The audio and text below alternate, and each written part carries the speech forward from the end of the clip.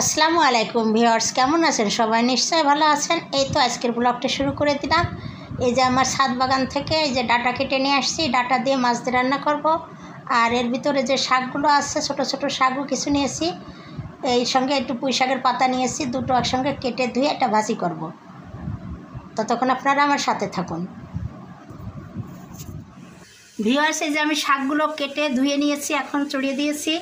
তা আমি একটু লবণ দিয়ে শুধু সিদ্ধটা করে নেব, তারপরে পেঁয়াজ রসুন কাঁচামরিচ দিয়ে তেলে দিয়ে ফোড়ন দেব। ভিউয়ার্স, এই যে আমার শাক সিদ্ধ করা হয়ে গিয়েছে। আর এখন এখানে পেঁয়াজ মরিচ আর রসুন দিয়ে একটু ফ্রাই করে দিচ্ছি। বাদামি হয়ে গিয়েছে, এবার আমি সিদ্ধ করা শাকগুলোর ভিতরে দিয়ে দেবো।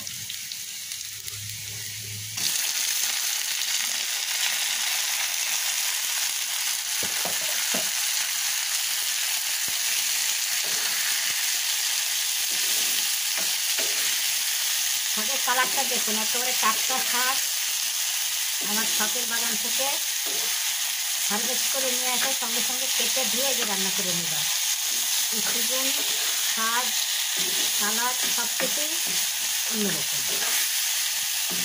কোনো মেডিসিন সার দেওয়া নাই, মেডিসিন দেওয়া নাই, জৈব সার দিয়ে তৈরি।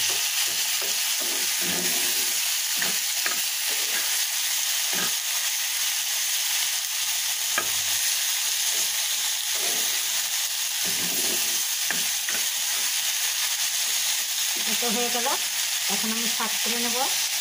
ভিউয়ার্স, আমি এখন একটি সবজি রান্না করব, মিক্স ভেজিটেবল। এখানে কাঁকরোল, পেঁপে, পটল, লাউ এগুলো আছে, এগুলো সব একসঙ্গে কেটে নিয়েছি। আর একটু বাটা মশলা দিয়েছি, সেই সঙ্গে হাফ চামচ হলুদের গুঁড়া দিয়ে দিলাম, হাফ চামচ মরিচের গুঁড়া দিয়ে দিলাম,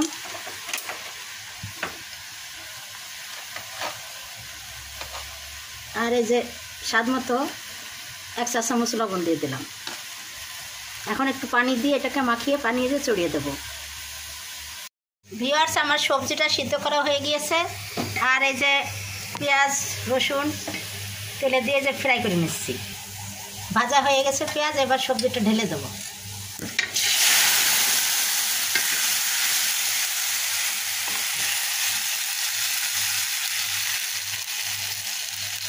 এখন একটু রসটা শুকিয়ে নেব।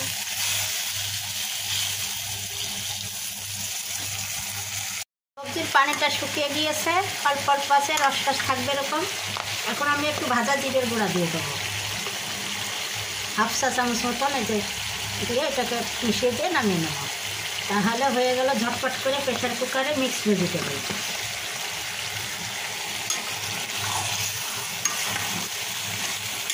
সবজি দেখুন একদম গলেও নি, আবার শক্তও নেই।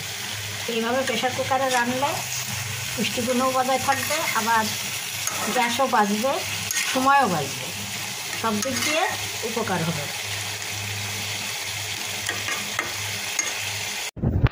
ভিউয়ার্স, আমি এখন রান্না করব আলু পটল আর কই মাছ দিয়ে চচ্চড়ি। তো এইভাবে কেটে ধুয়ে হলুদ লবণ মশলা সমস্ত কিছু দিয়ে এবং কাঁচা সরিষার তেল দিয়ে পেঁয়াজ দিয়ে সব কিছু একসঙ্গে মাখিয়ে চড়িয়ে দিয়েছি। এই যে আমার রান্না হয়ে গেছে, দেখুন কত সুন্দর লাগছে কালারটা, দেখতেও খেতেও দারুণ লাগবে।